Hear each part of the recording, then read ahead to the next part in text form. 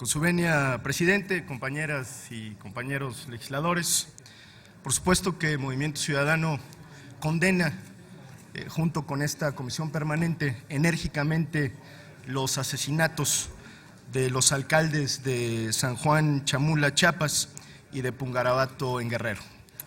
La realidad, compañeras y compañeros, es que la violencia contra servidores públicos ha llegado a niveles alarmantes en nuestro país.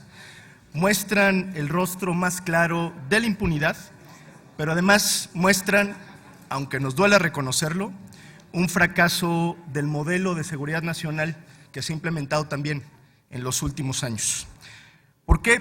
Porque no hemos logrado generar condiciones básicas para el ejercicio y para la tutela de los derechos, y ahora tampoco para el ejercicio del poder público.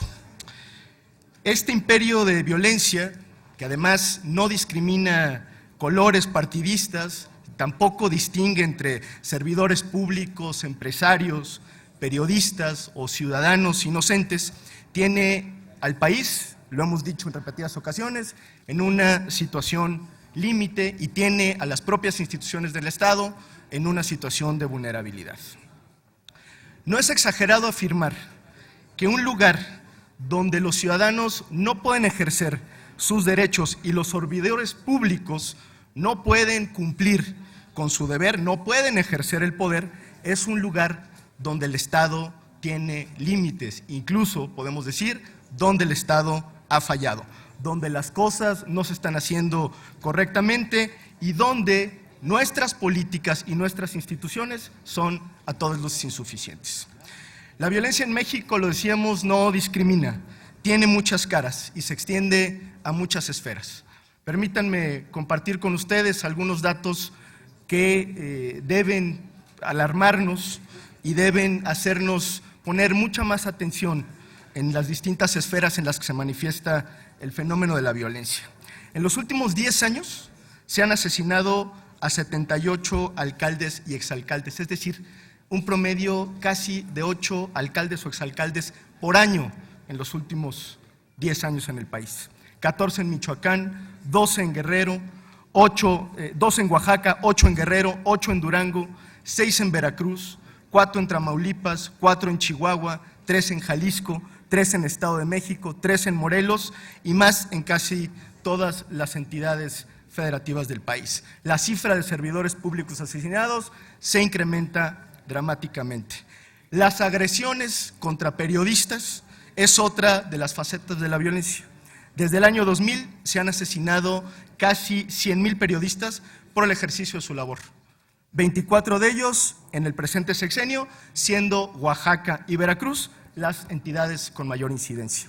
Pero también están las víctimas, ya se refería aquí en esta tribuna, que a diario se cuentan producto de esta crisis y que desafortunadamente no reciben la misma visibilidad que las víctimas de los crímenes políticos. Basta mencionar que en el primer semestre de este año se han registrado casi 10,000 homicidios, 33% más que en el mismo periodo el año pasado. Lamentablemente, esta violencia muchas veces también proviene del Estado, donde tenemos los casos de ejecuciones extrajudiciales señaladas por la Relatoría de la Organización de las Naciones Unidas. 22 civiles en Tlatlaya, Estado de México, 10 en Apatzingán, Michoacán, 42 en Tanahuato, Michoacán, entre otros, y recientemente al menos 8 en Nochistlán, Oaxaca.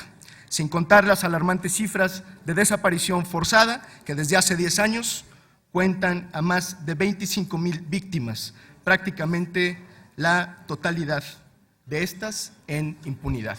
Es decir, el tema no es menor y no es un caso aislado. Lamentablemente hay una situación de violencia generalizada.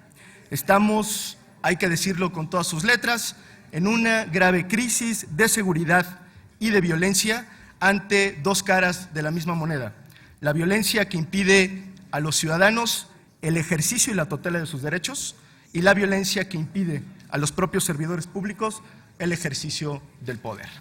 Esta violencia, compañeras y compañeros legisladores, es un problema de Estado, no es un problema de partidos políticos, no es un problema de colores. Es un problema de Estado y es un problema de corresponsabilidad.